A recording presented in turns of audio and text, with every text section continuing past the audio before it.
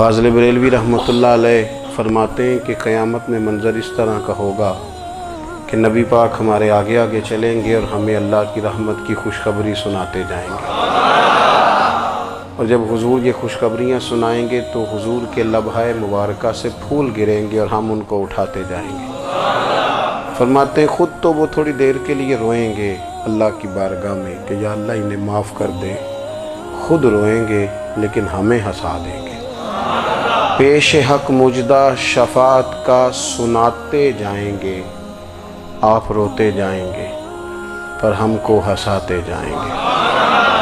اور باغ جنت میں محمد صلی اللہ تعالی علیہ وسلم، باغ جنت میں محمد مسکراتے جائیں گے، پھول رحمت کے گریں گے ہم اٹھاتے جائیں گے۔ حشر تک ڈالیں گے ہم پیدائش مولا کی دھوم، اور مثل فارس نجد کے قلعے گراتے جائیں گے۔ اور کیا ذوق بیان کیا، فرمانے لگے خاک ہو جائیں عدو جل کر مگر ہم تو رضا، دم میں جب تک دم ہے ذکر ان کا سناتے جائیں گے۔ جب تک سانسوں کی ڈوری چل رہی ہے، دم میں جب تک دم ہے ذکر ان کا سناتے جائیں گے۔ اللہ تبارک و تعالیٰ نے ہمارے محبوب کریم علیہ السلام کو دنیا میں بھیجا تو فرمایا یا ایھا الناس قد جاءکم برہان من ربکم، اے لوگو تمہارے پاس تمہارے رب کی دلیل آ گئی ہے۔ اللہ تبارک و تعالیٰ نے محبوب پاک علیہ السلام کو سراپا دلیل بنا کے بھیجا۔ باقی انبیاء کرام علیہ السلام کے پاس بھی اپنی نبوت کے دلائل کے طور پر بے شمار معجزات تھے، اور حضور کریم علیہ السلام کے تو پورے وجود کو ہی اللہ نے معجزہ بنایا ہے۔ اور نبی پاک صلی اللہ تعالیٰ علیہ وآلہ وسلم کی نبوت کی دلیلیں، حضور کے رسالت کے مستحکم دلائل جگہ جگہ آپ کو ملیں گے۔ سب سے پہلی چیز تو یہ سمجھنے والی ہے کہ نبی پاک علیہ السلام نے جس چیز کو سب سے پہلے اپنی نبوت کی دلیل کے طور پر بیان فرمایا وہ حضور کا کردار ہے، سیرت ہے، عمل ہے، حضور کا لوگوں کے ساتھ رویہ ہے۔ نبی پاک علیہ السلام کی تبلیغ کے 3 دور ہیں۔ ایک تو حضور نے اپنے قول سے تبلیغ فرمائی، وہ 40 سال کی عمر سے محبوب نے اعلان فرمایا اور تبلیغ کی۔ اور ایک نبی پاک صلی اللہ تعالیٰ علیہ وسلم بالواسطہ حضور کی تبلیغ ہے جو آج تک جاری ہے۔ امت کے علماء، مشائخ، مبلغین حضور کے دین کو آگے پھیلا رہے ہیں، تو دراصل یہ بھی تبلیغ رسول پاک علیہ السلام ہی کی تبلیغ۔ اور ایک حضور کی تبلیغ کا دور ہے، حضور کی پیدائش سے لے کر ولادت مبارکہ سے لے کر حضور علیہ السلام کے اعلان نبوت تک۔ اس دوران نبی پاک نے جو تبلیغ فرمائی ہے وہ اپنے کردار سے فرمائی ہے۔ عرب کا وہ معاشرہ جو بڑا میلا کچیلا گدلا ہو چکا تھا، جس کے اندر سراسر مادہ پرستی کا زور تھا، جس کے اندر لوگ انسانوں کی خرید و فروخت کرتے تھے، جس کے اندر بیٹیوں کو زندہ دفن کر دیتے تھے، جس کے اندر جو آدمی جتنا زیادہ مضبوط ہوتا تھا اتنا زیادہ لٹیرا بن جاتا تھا، اس معاشرے کے اندر رسول کریم علیہ السلام نے 40 سال گزارے، اور اس طرح گزارے کہ جو بیگانے بھی تھے وہ بھی کہا کرتے تھے یہ صادق ہیں، یہ امین ہیں۔ اور جب حضور نے اعلان نبوت کیا تو فرمایا، یہ قرآن مجید کے لفظ ہے، فرمایا فَقَدْ لَبِثْتُ فِيكُمْ عُمَرًا مِّن قَبْلِهِ أَفَلَا تَعْقِلُونَ، میں تمہارے بیچ عمر کا ایک حصہ گزار چکا ہوں، تمہیں عقل نہیں ہے، شعور نہیں ہے۔ نبی کریم علیہ السلام نے اپنے کردار کو، اپنے عمل کو اپنی نبوت کی دلیل کے طور پر بیان فرمایا۔ وہ تو حضرت حلیمہ بھی فرماتی ہیں نا، جب میں نبی کریم علیہ السلام کو اپنے گھر لے گئی تو میرا اپنا بچہ بھی دودھ پیتا تھا، 2 میرے بیٹے ہو گئے، ایک میری یہ نسبی اولاد اور حضور میری رضائی اولاد۔ تو کہتی ہیں جب میں کریم محبوب علیہ السلام کو اپنے سینے سے لگاتی تھی تو حضور میرے ایک پستان سے دودھ پیتے تھے اور دوسرا اپنے بھائی کے لیے چھوڑ دیا کرتے تھے۔ یہاں سے رسول کریم علیہ السلام نے کردار کے ذریعے تبلیغ، اور پھر اعلان نبوت سے پہلے ایک تنظیم عرب کے جوانوں پر، عرب کے سرداروں پر مشتمل بنائی گئی، جس میں نبی کریم علیہ السلام نے بڑا حصہ لیا سرکار نے، اور بڑے اہم لوگوں کو شعور حضور نے عطا فرمائے، وہ اس جماعت کا فیصلہ تھا کہ ہم سارے جوان، سارے بڑے لوگ ملیں گے۔ یہ حضور کے اعلان نبوت سے پہلے کی بات ہے۔ ہم بڑے لوگ ملیں گے، کسی بڑے کو کسی چھوٹے پر ظلم نہیں کرنے دیں گے، کسی آدمی کو کسی غریب کا حق نہیں کھانے دیں گے۔ حضور علیہ السلام نے نا اپنے کردار سے، اپنے عمل سے، اور آپ کا جو عمل ہوتا ہے نا وہ اصل ہوتا ہے۔ ایک ہوتا ہے آپ کوئی بات کرتے ہیں اور ایک ہوتا ہے کہ آپ کوئی عمل کرتے ہیں۔ آپ جب عمل کرتے ہیں تو عمل کے ذریعے بھی لوگوں تک بات پہنچتی ہے کہ دراصل آپ کا اٹھنا بیٹھنا چلنا پھرنا کیا ہے۔ میرے رسول کریم علیہ السلام کا اٹھنا بھی ایک نبی کا، بیٹھنا بھی ایک نبی کا، بات کرنا بھی ایک نبی کا، معاملات زندگی کرنا بھی ایک نبی کا، لین دین کرنا بھی ایک نبی کا۔ ایک شخص کہتے ہیں میں نے اعلان نبوت سے پہلے حضور علیہ السلام سے کوئی چیز خریدی تھی اور میں نے عرض کیا تھا آپ یہاں تشریف رکھیں، میں پیسے لے کے آتا ہوں۔ میں 3 دن کے بعد آیا۔ دیکھو یہ بات کرنی کتنی آسان ہے، بولنی کتنی آسان ہے، پر 3 دن یہاں میرے بھائی کو کسی شخص کو 2 گھنٹے انتظار کرنا پڑ جائے تو لوگ کہتے ہیں الانتظار اشد من القتل۔ یہ تو قتل سے زیادہ تکلیف والا معاملہ ہے منتظر رہنا کسی کا۔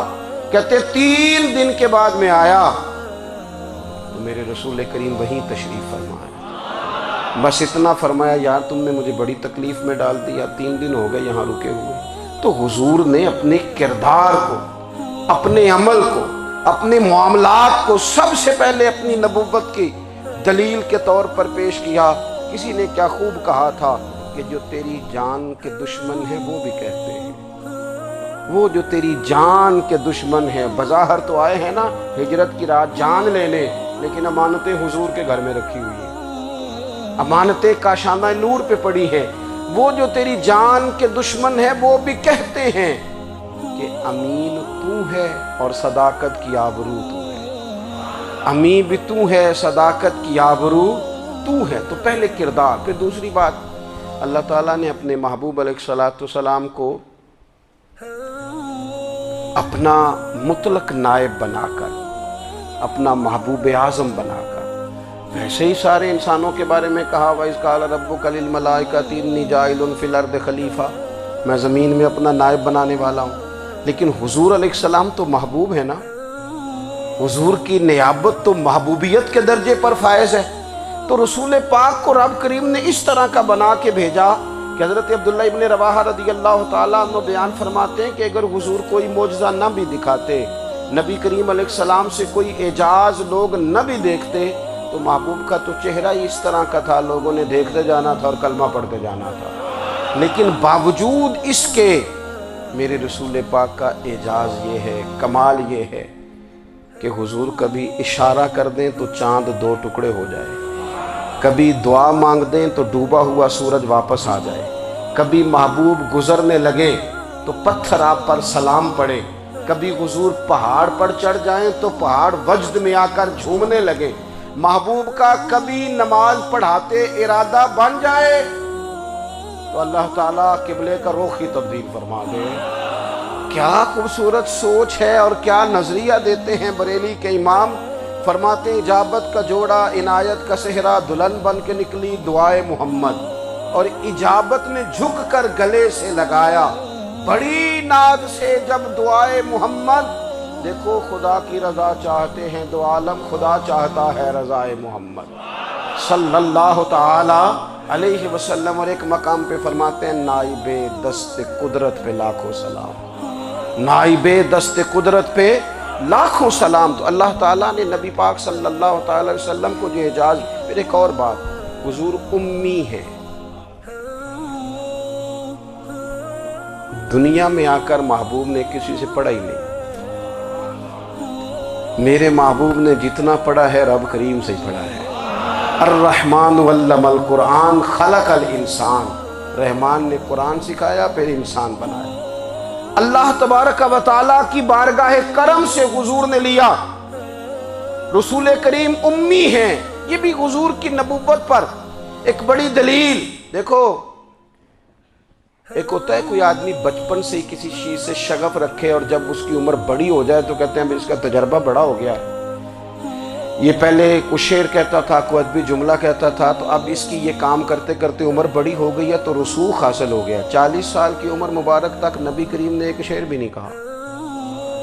حضور علیہ السلام نے کبھی کوئی ایسی بات، ویسے تو حضور کی ہر بات حکمت والی، لیکن جس کو عرب کے لوگ اپنے لہجے میں شاعری یا اپنے لہجے میں ادب کہتے تھے، وہ حضور نے بیان نہیں فرمایا۔ لیکن جب 40 سال کی عمر میں اعلان نبوت کیا تو پھر بڑے بڑے فصیح و بلیغ، بڑے بڑے سیانے طفیل بن عمرو کہتے ہیں کہ اس شخص کو بھی میں نے دیکھا جسے بڑا ناز تھا اپنی فصاحت اور بلاغت پر، اور جب وہ حضور کے پاس آیا اور اس نے آ کے کچھ باتیں کی تو محبوب خاموشی سے سنتے رہے، اور جب وہ چپ کر گیا تو میرے کریم نے صرف سورہ فاتحہ پڑھی۔ کبھی اٹھتا تھا، کبھی بیٹھتا تھا، کبھی غور کرتا تھا، کبھی دائیں جاتا تھا، کبھی بائیں جاتا تھا، پھر کہنے لگا بتاؤ نا کلام کس کا ہے؟ فرمایا اس رب کا، اس رب کا، اس رب کا جس کا میں رسول بن کے آیا ہوں۔ نبی کریم صلی اللہ تعالیٰ علیہ وسلم امی ہیں، لیکن حضور نے کائنات کے رازوں سے پردے ہٹا دیے، نبی کریم نے جینے کے سلیقے بتا دیے، حضور نے ہر شخص کو اس کے مقصد حیات سے آگاہ کر دیا۔ نبی کریم علیہ السلام نے وہ فلسفہ حیات بیان کیا کہ لوگوں کو صرف جینے میں ہی مزہ نہیں آیا، مرنے میں بھی مزہ آنے لگا۔ لوگ آگے بڑھ بڑھ کے جانیں پیش کرنے لگے، اپنی اولادیں قربان کر، جو فلسفیوں سے کھل نہ سکا اور نکتہ وروں سے حل نہ ہوا، وہ راز ایک طیبہ والے نے بتلا دیا چند اشاروں میں۔ محبوب کریم امی ہیں، لیکن حضور نے اس طرح دنیا کو سکھایا، اس طرح دنیا کو پڑھایا، اس طرح حضور نے علم کے چراغ اور دیپ روشن کیے کہ قیامت تک جسے روشنی ملے گی نا، اسے صرف دروازہ مصطفیٰ سے ملے گی، اسے رسول کریم علیہ السلام کے در دولت سے ملے۔ کچھ لوگوں نے کہا کہ اپنے پاس سے آیات بنا کے لاتے ہیں، اپنے گھر میں بیٹھ کے دعوے کر لینا تو کوئی مشکل کام نہیں نہ ہوتا، سارے لوگ ہی کر لیتے ہیں۔ بلکہ وہ ہمارے ایک بزرگ کہا کرتے تھے، خیالی پلاؤ پکائیے ٹکی ہو کدے بھی کاٹ نہ پائیے، کیونکہ کون سا پیسوں کا ڈالنا ہے، زیادہ ڈالیں آپ اور زیادہ ڈالیں۔ بہت سارے لوگ ہیں آج بھی، کچھ لبرل ہیں بیچارے، کچھ دین بیزار طبقہ ہے، وہ کہتے ہیں جناب ہمیں تو جدید باتیں بتائیں، ہمیں تو نئے اسلوب کے مطابق لے کے چلیں، ہمیں تو او بھائی سن، میرے نبی پاک علیہ السلام نے فرمایا میرا قرآن کبھی پرانا نہیں ہوگا، اسے پڑھ کے دیکھ، اس کی جدت کا حسن دیکھ، یہ تو کھلا ہوا باغ ہے، تو ایک دفعہ اس کے قریب آئے گا تو خوشبو ملے گی، دوسری دفعہ آئے گا تو اس سے زیادہ تازی ملے گی، ایک دفعہ پھل کھائے گا تو مزیدار ہوگا اور دوسرا کھائے گا ہو سکتا ہے شکل ملتی جلتی ہو لیکن ذائقہ بڑا نرالا ہوگا۔ تو تو صحیح نا، جب کچھ لوگوں نے کہا یہ خود سے بنا کے آیات لاتے ہیں تو فرمایا وَإِن كُنتُمْ فِي رَيْبٍ مِّمَّا نَزَّلْنَا عَلَىٰ عَبْدِنَا فَأْتُوا بِسُورَةٍ مِّن مِّثْلِهِ، اگر تمہیں کوئی شک ہے اس میں جو ہم نے اپنے بندہ خاص میں نازل کیا ہے تو تم بھی اس جیسی ایک آیت بنا کے لاؤ۔ اور چلو چیلنج کھلا ہی دے دیا، فرما وَادْعُوا شُهَدَاءَكُم مِّن دُونِ اللَّهِ، اللہ اور اللہ والوں کو چھوڑ دو، تفسیری ترجمہ عرض کر رہا ہوں، یعنی صحابہ کو چھوڑ دو، حضور کے ماننے والوں کو چھوڑ دو، باقی ساری دنیا کے کافر اکٹھے ہو جاؤ، ایک آیت بس قرآن جیسی لے کے آؤ، ایک آیت لے کے آؤ، ان کنتم صادقین، اگر تم سچے ہو۔ جوانوں سنو، کہا ایک آیت، اور یہ چیلنج آج تک قرآن مجید کا موجود ہے، آج تک وَإِن كُنتُمْ فِي رَيْبٍ مِّمَّا نَزَّلْنَا عَلَىٰ عَبْدِنَا فَأْتُوا بِسُورَةٍ مِّن مِّثْلِهِ، تم قرآن کے مقابلے کی ایک صورت لے کے آؤ اور سارے حمایتی اکٹھے کر لو اپنے، ان کنتم صادقین، اگر تم سچے ہو۔ جواب تو ادھر سے آنا تھا نا، لیکن کائنات کے رب نے جواب بھی خود دیا، فرمایا فَإِن لَّمْ تَفْعَلُوا وَلَن تَفْعَلُوا، اگر تم نہ لا سکے، اور فرمایا تم لا سکتے بھی نہیں، اگر تم نہ لا سکے اور تم لا سکتے بھی، نہ خنجر اٹھے گا نہ تلوار تم سے، یہ بازو میرے آزمائے ہوئے ہیں، وَلَن تَفْعَلُوا، تم لا بھی نہیں سکتے، فَاتَّقُوا النَّارَ الَّتِي وَقُودُهَا النَّاسُ وَالْحِجَارَةُ پھر اس آگ سے ڈر جاؤ جس کا ایندھن آدمی اور پتھر ہے۔ اعدت للکافرین، بنائی کافروں کے لیے، بنائی مومنوں کے لیے تو رب نے جنت بنائی ہے۔ اعدت للکافرین، یہ دوزخ اللہ نے کن کے لیے بنائی ہے؟ اعدت للکافرین کہتا ہے کافر کے لیے بنایا۔ تو اللہ تبارک و تعالیٰ نے میرے رسول پاک صلی اللہ تعالیٰ علیہ وسلم کو وہ کتاب عطا فرمائی، اور پھر حضور کی فصاحت و بلاغت، معرفت۔ دیکھو ایک ہوتا ہے گھنٹوں باتیں کرنا، ایک ہوتا ہے کئی والیم پر مشتمل، کئی جلدوں پر مشتمل کتب کا لکھنا، اور ایک ہوتا ہے کسی بندے کا ایک بات کرنا اور سامنے والے کی طبیعت کو اتنا جگا دینا کہ اگلی بات فوراً ہی اس کی سمجھ میں آ جائے۔ اور حضور نہ کسی کی انا کو نہیں جگاتے تھے۔ ہم بعض اوقات کسی سے خطاب کرتے ہیں، بات کرتے ہیں تو سامنے والے کی انا کو جگا دیتے ہیں، ٹھیس پہنچاتے ہیں، وہ کہتا چل پھر تگڑا ہو جا میں بھی آیا۔ حضور انا نہیں جگاتے تھے، میرے نبی پاک ضمیر جگاتے تھے تاکہ وہ شخص فیض حاصل کر سکے، اسے کچھ ملے۔ نبی کریم کا جو انداز تکلم ہے وہ اس طرح کا ہوتا تھا کہ انسان خود بخود کھل اٹھتا تھا کہ مطلب یہ بات ہونے کیا لگی ہے، مطلب حضور کیا فرمانے لگے۔ نبی کریم صلی اللہ تعالیٰ علیہ وسلم ایک دن محبوب کریم نے صحابہ کے بیچ حضور کی فصاحت و بلاغت دیکھے، فرمایا محبوب نے کتنا نادان ہے وہ شخص جو اپنے ماں باپ کو گالی دے۔ کھلی ہو گئی لوگوں کی آنکھیں، کان کھڑے ہو گئے کہ یا رسول اللہ کون ایسا بدبخت ہے جو ماں باپ کو گالی دے گا۔ اب جب سوالات ذہنی سطح پر پوری طور پر ابھر گئے نا، تو اب رسول کریم نے بات سمجھائی۔ یہ ہے فصاحت و بلاغت، تیرے آگے ہیں یوں دبے لچے فصحاء عرب کے بڑے بڑے، کوئی جان منہ میں زبان نہیں بلکہ جسم میں جان نہیں۔ یا رسول اللہ کون ایسا نالائق ہے جو ماں باپ کو گالی دے؟ اب جب ذہنی سطح یہاں تک ابھر آئی تو اب حضور نے سمجھایا، اور میں جب تم کسی کے ماں باپ کو گالی دو گے نا تو وہ بھی تو جواب میں تمہارے ماں باپ کو دے گا نا۔ تو فی نفس ہی یہ تم نے خود ظلم کیا ہے اپنے ماں باپ پر۔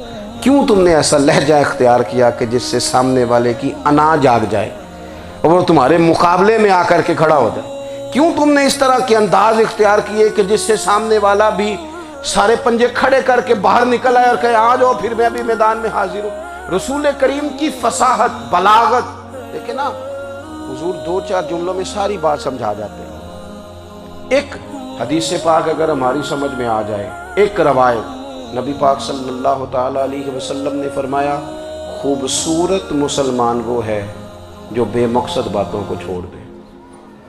لو اس سے پوری زندگی سجائی جا سکتی ہے، ایک جملے سے پوری زندگی سواری جا سکتی ہے، کوئی لمبی چوڑی باتوں میں جانے کی ضرورت نہیں۔ کہا خوبصورت مسلمان یہ ہے جو بے مقصد باتوں کو چھوڑ دے، لا یعنی باتوں کو، کیا کہتے ہیں ہمارے دیہات کے لوگ، جڑے پنڈ جانا نہیں اودا راہ پوچھنے دی۔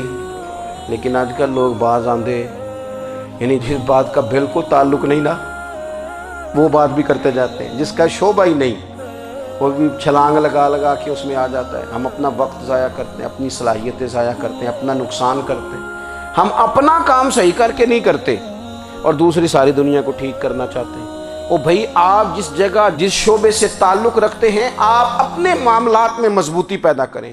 حضور نے اپنی فصاحت کے ساتھ بلاغت کے ساتھ لوگوں کو قائل کیا، اور قرآن مجید کی تاثیر کا یہ اثر میرے کریم رسول نے دکھایا کہ رات کو جب حضور بیٹھ کے قرآن پاک پڑھتے تھے نا،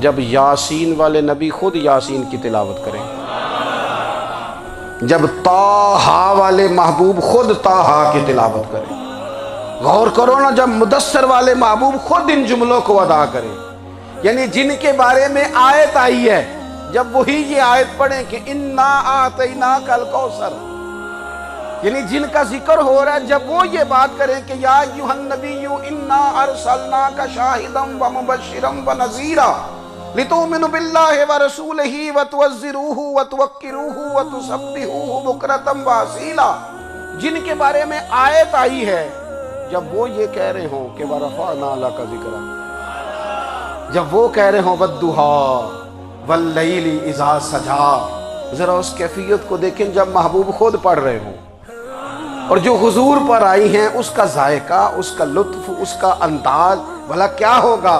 حضور جب رات کو پڑھتے تھے نا قرآن پاک، تو جو پکے کافر تھے نا، ابو جہل جیسے لوگ، وہ بھی جھاڑیوں میں چھپ چھپ کے مدینے والے کی تلاوت سنا کرتے، حضور کی تلاوت سنا کرتے تھے۔ یہی بہتر ہے کہ پردوں میں وہ پردہ پوش رہے، وہ اگر پردے ہٹا دے تو کسے ہوش رہے۔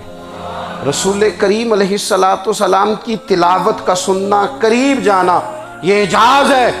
حضرت فاروق اعظم کہتے ہیں میں طبیعت کا بڑا ڈاڈا تھا، مزاج کا بڑا سخت تھا، زندگی ہمیشہ ڈٹ کر گزاری، باتوں پر کھڑا رہنا آتا تھا، پر جب میری بہن نے مجھے چند آیتیں سنائی نا تو میں تڑپ ہی گیا۔ کروں آیا سا مار مقامنے نو، ہن مینو مار دے لے چلو، اوے متے عمر دی عمر برباد ہو جائے، جتھے عمر سوار دے لے چلو۔ یہ اعجاز ہے رسول کریم صلی اللہ تعالیٰ علیہ وسلم پر نازل ہونے والی کتاب کا۔ پھر حضور نے خبریں دی، نبی پاک نے خبریں دی۔ حضور نے فرمایا روم فتح ہوگا، وہ ہوا۔ نبی کریم علیہ السلام نے فرمایا شام فتح ہوگا، تو شام فتح ہوا۔ فرمایا ایران فتح ہوگا، تو ایران فتح ہوا۔ سراقہ بن مالک کہتے ایک گاؤں پر بھی مسلمانوں کی حکومت نہیں تھی، ایک گاؤں پر۔ حضور مکہ مکرمہ سے نکل رہے تھے، مدینہ طیبہ تشریف لے جا رہے تھے، ابھی راستے میں تھے، میں 100 سرخ اونٹوں کے لالچ میں معاذ اللہ حضور کو گرفتار کرنے پہنچ گیا۔ محبوب نے حکم دیا، حضور کا معجزہ میں نے آنکھوں سے دیکھا، میرا گھوڑا زمین میں دھستا چلا گیا، میں نے معافی مانگی، حضور نے معاف کر دیا۔ میں نے سمجھا اچانک ہو گیا ہے، یہ منوانا بھی بڑا مشکل کام ہے۔ شجر و حجر پہچان گئے، انسان کی نظروں میں شاکی رہا۔ یہ کچھ ایسے لوگ ہیں جن کو منوانا توبہ توبہ، ماننے کو تیار نہیں، دیکھ دیکھ کے بھی ماننے کو تیار ہے نہیں، ماننے کو تیار ہی نہیں۔ کہتے ہیں کہ میں نے پھر چاہا آگے بڑھنا، تو پھر زمین کے اندر میرے گھوڑے کے پیر دھنسنے لگے، پھر معافی مانگی۔ کریم تیرے معاف کرنے کی ادا پہ بھی قربان جائیں۔ یہ نہیں فرمایا کہ تو بار بار یوں ہی کرتا ہے، فرمایا معافی مانگتا ہے، جا میں نے معاف کیا۔ کہتے ہیں 3 دفعہ میں آگے بڑھا، 3 دفعہ حضور نے معاف کیا، تو مسکرا کے فرمانے لگے تو یہاں مجھے گرفتار کرنے آیا ہے، وہ کیسر روم کا علاقہ فتح ہوگا۔ وہ کنگن جو پہنتا ہے نا ہاتھوں میں، بادشاہ کے کنگن معروف ہیں، وہ تیرے ہاتھوں میں آئیں گے۔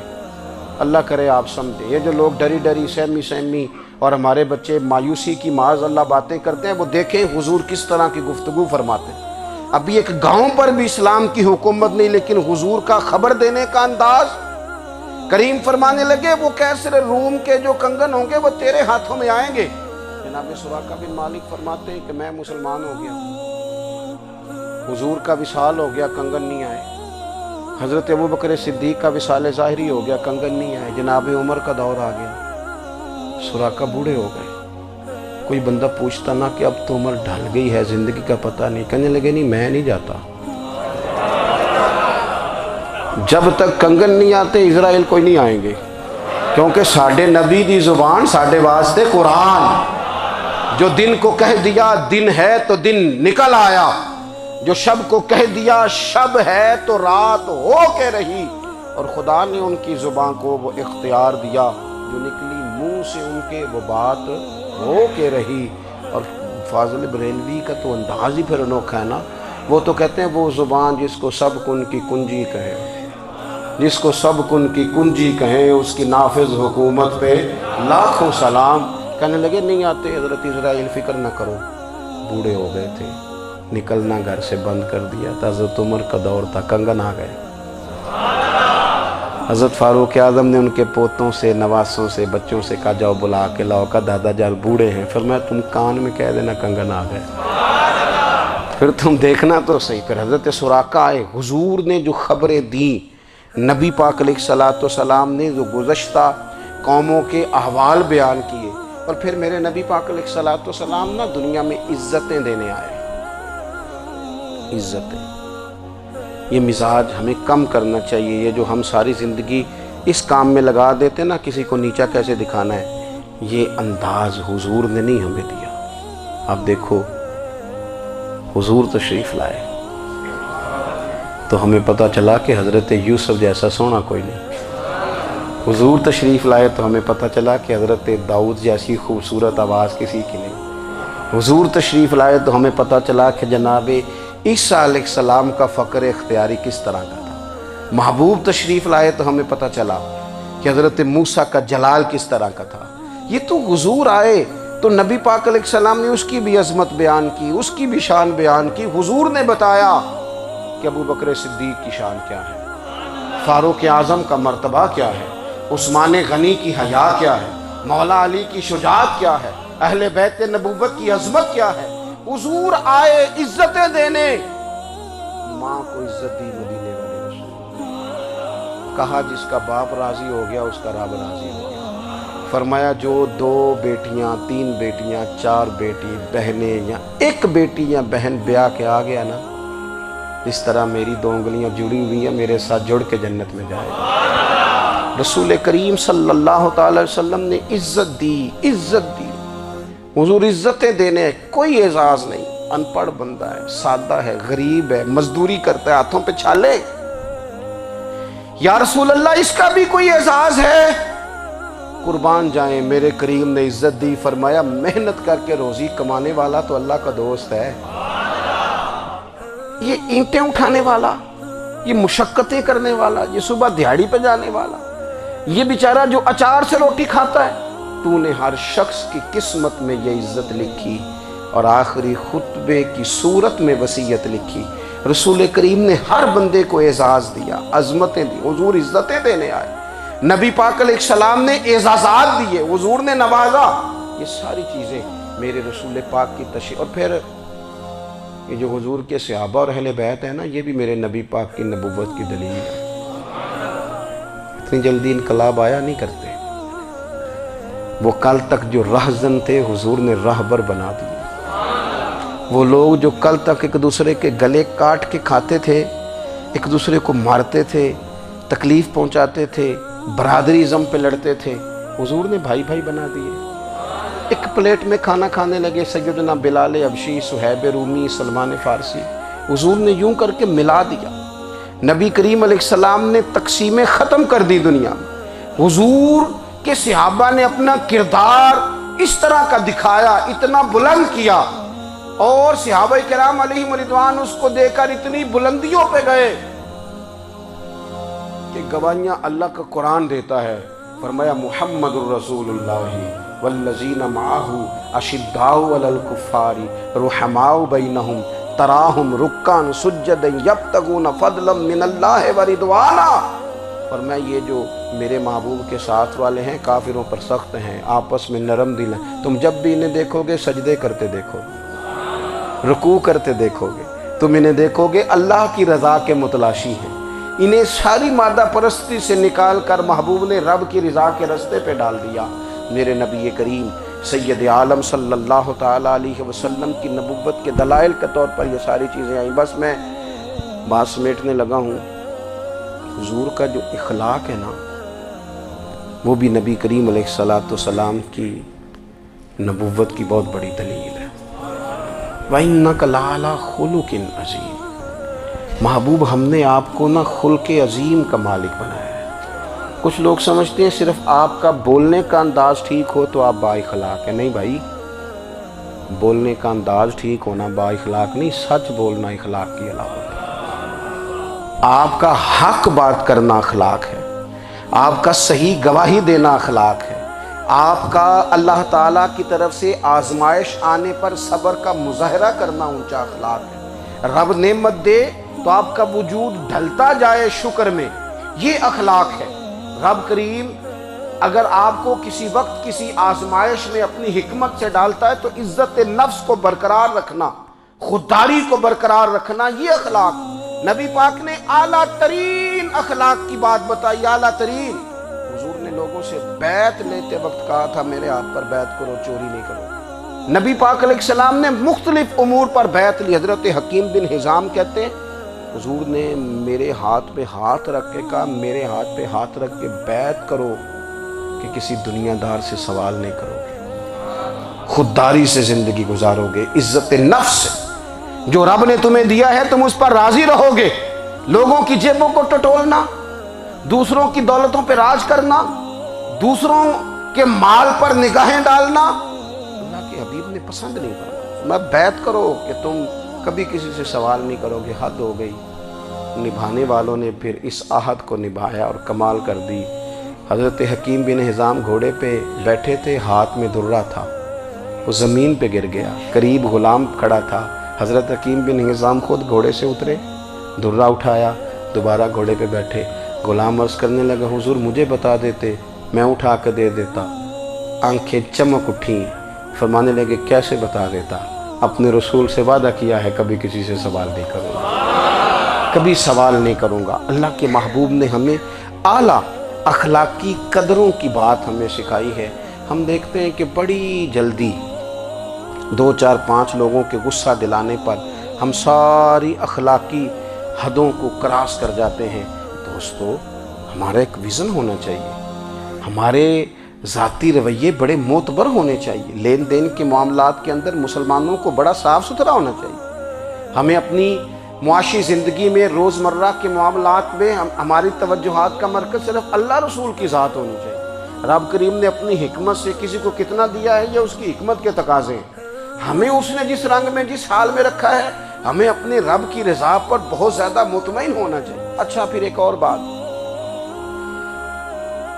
جن چیزوں کو ہم نے دکھ بنایا ہے نا یہ تو وہاں دکھ تھا ہی نہیں۔ مہینہ مہینہ چولہا نہیں جلا، لیکن کسی جگہ اظہار غربت ہے، حضور کی اولاد پاک کا یا صاحب کا یا ازواج کا۔ مہینہ مہینہ چولہا نہیں جلا، لیکن یہ اخلاق عالیہ کا حسن دیکھو، اپنے گھر مہینہ مہینہ چولہا نہیں جلا، جو مانگنے آیا اسے جھولی بھر کے عطا فرمایا، کوئی دروازے سے خالی نہیں گیا۔ عزیز بھائی، اگر زندگی میں اخلاقی قدریں ہم اپنا لیں اور ہم تھوڑا تھوڑا کر کے اپنے آپ کو تبدیل کریں، ساری زندگی توجہ رہی کہ فلاں کیا کر رہا ہے، فلاں کیا کر رہا ہے، تھوڑا سا گردن کو جھکا کے اپنے اوپر توجہ ڈالیں، اپنے آپ کو وقت دیں، حضور کے اخلاق عالیہ کی روشنی میں، تعلیمات حسنہ کی روشنی میں ہم اپنے کردار و عمل پر تھوڑی توجہ دیں۔ اس وقت بہت بڑی تعداد میں امت مسلمہ ہے، اور ایسا نہیں ہے کہ دولت نہیں ہے، دولت سے بھی سرشار ہیں۔